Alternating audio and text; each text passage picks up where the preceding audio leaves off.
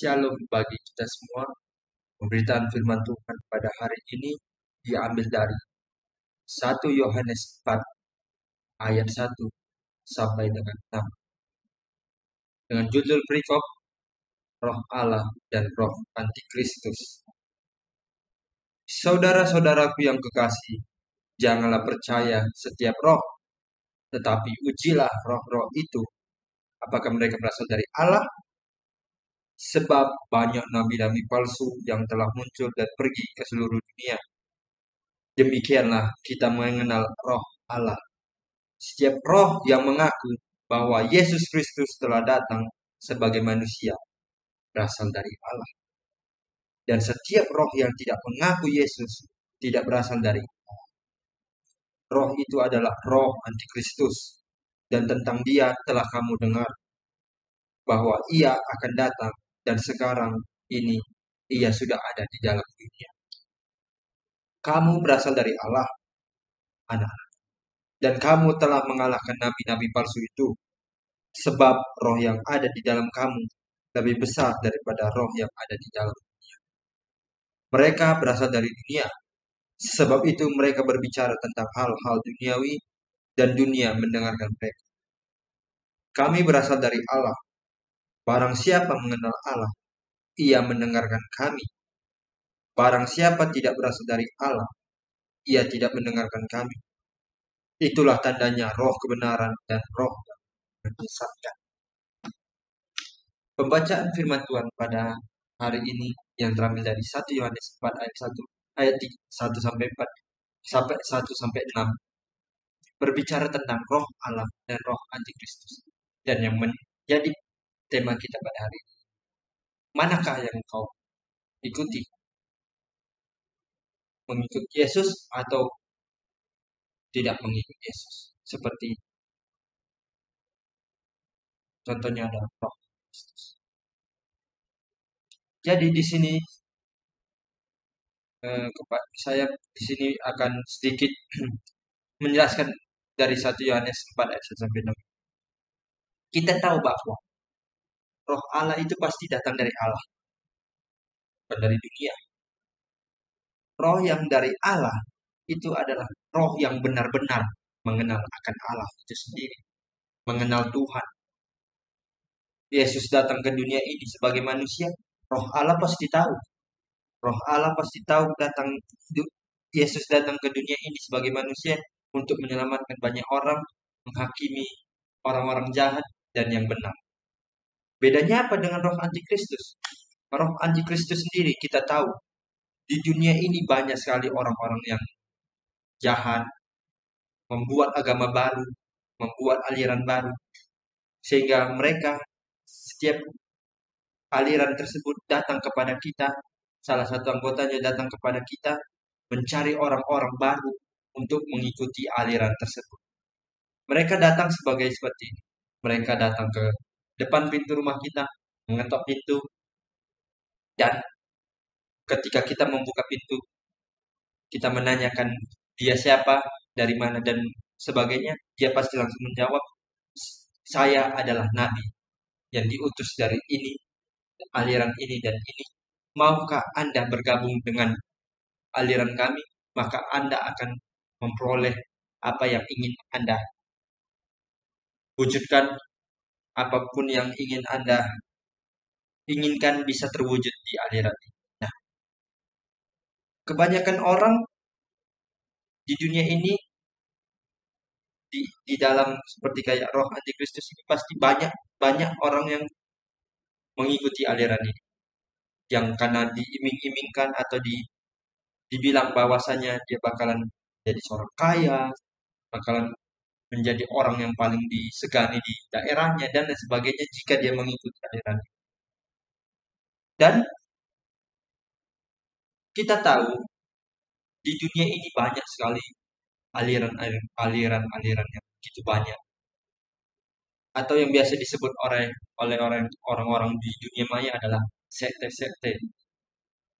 Sekte-sekte di sini dimaksudkan adalah yang seperti itu tadi, yang seperti saya bilang di awal, adalah bisa mewujudkan apa yang kita inginkan dari ketika kita mengikutinya, mengikuti aliran ini, kita bisa berkata kepada pemimpinnya, saya mau menginginkan ini, apa yang harus saya ikut, apa yang saya harus lakukan dan lain sebagainya. Pasti pemimpinnya langsung berkata, engkau akan kujadikan sebagai ini dan permintaanmu akan kukabulkan.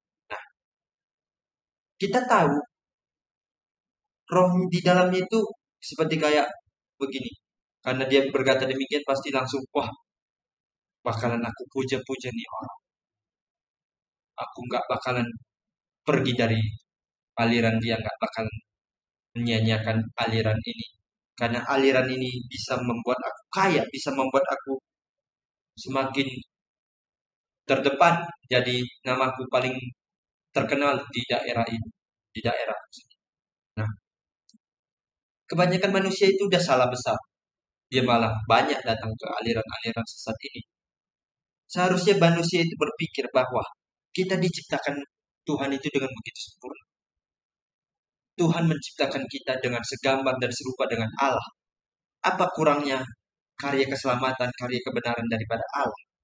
Roh Allah lebih besar daripada roh antikristus itu sendiri. Yang nabi-nabi palsu itu, dia datang kepada kita berkata bahwa dia adalah nabi. Bahwasannya di dalam hatinya itu adalah seperti kayak dirasuki oleh serigala, hatinya itu serigala, tapi di luarnya seperti kayak malaikat katanya. Nah, itulah bedanya roh Allah dan roh antikristus. Jadi, menjadi kesimpulannya di dalam ayat penjelasan ini adalah kita tidak usah mengikuti apa yang menjadi aliran ataupun apapun yang ada di dunia. Memang banyak di dunia ini orang-orang mengikuti perkembangan zaman. Perkembangan teknologi sudah semakin canggih. Perkembangan tentang yang viral-viral, sekali ada video viral langsung disebarkan tanpa melihat fakta informasi yang secara real didapatkan dari sumber itu. Nah, begitulah di kehidupan dunia sekarang.